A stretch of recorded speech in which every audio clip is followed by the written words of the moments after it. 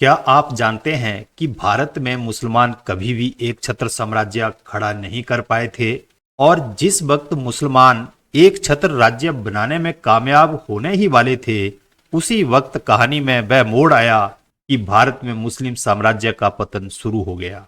इस वीडियो में हम जानेंगे कि वह क्या कारण थे जिसके कारण भारत में मुस्लिम साम्राज्य का पतन हुआ, कौन कौन लोग इसके लिए जिम्मेदार थे और कौन कौन सी वह घटनाएं थी जिनके कारण मुस्लिम साम्राज्य का पतन संभव हुआ।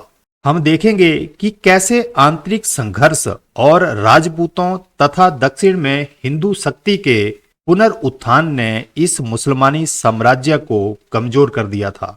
1310 के आसपास अलाउद्दीन खिलजी के समय जब अखिल भारत पर मुस्लिम साम्राज्य अपने चरम पर था, वहीं से इसके पतन की शुरुआत खुसरू खान ने की थी और उसके बाद कुछ वर्षों तक दिल्ली सल्तनत में भारी उथल पुथल चलती रही। गियासुद्दीन तुगलक के बाद मोहम्मद तुगलक की बेवकूफियों ने मुस्लिम सल्तनत को आर्थिक तौर पर कमजोर कर दिया था।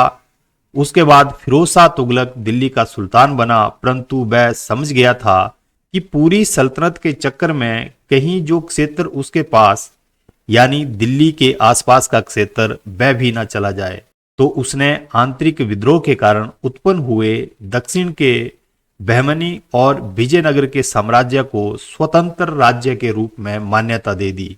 इस तरह अखिल भारत पर मुसलमानों के एक छत्र राज्य का सपना चकनाचूर हो गया और हरेक भारतीय तथा हिंदू को गर्व होगा कि दुनिया को स्पेन से लेकर भारत तक रौंदने वाला इस्लाम भारत में कभी भी एक छत्र राज्य नहीं बना सका।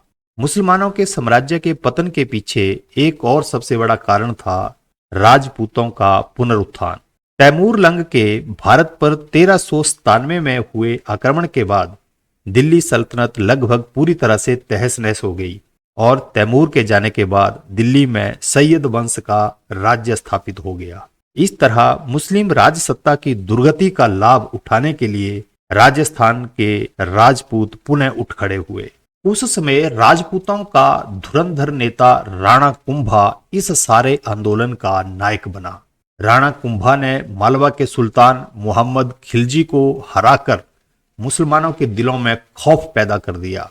इस लड़ाई की जीत की याद में राणा कुंभा ने चित्तौड़ में एक भव्य कीर्ति स्तंभ स्थापित किया, जो आज भी इसकी गवाही दे रहा है।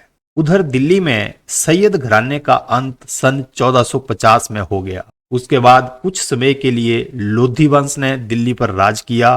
1517 में इब्राहिम लोधी दिल्ली की गद्दी पर बैठा। उधर राणा सांगा ने राजपूत शक्ति का ऐसा कायाकल्प किया कि 1519 तक उसने मुसलमानों से रतनभोर, गागरोस, बाल्पी, भेसला और चंदेरी आदि भी छीनकर अपने राज्य में मिला लिए। इस तरह बिखरी हुई मुस्लिम राजसत्ता को राजपूतों ने लगभग मृतप्राय ही कर डाला था। इसी बीच इब्राहिम लोधी ने राणा सांगा पर चढ़ाई कर दी और बुरी तरह से पराजित होकर वापिस दिल्ली चला गया।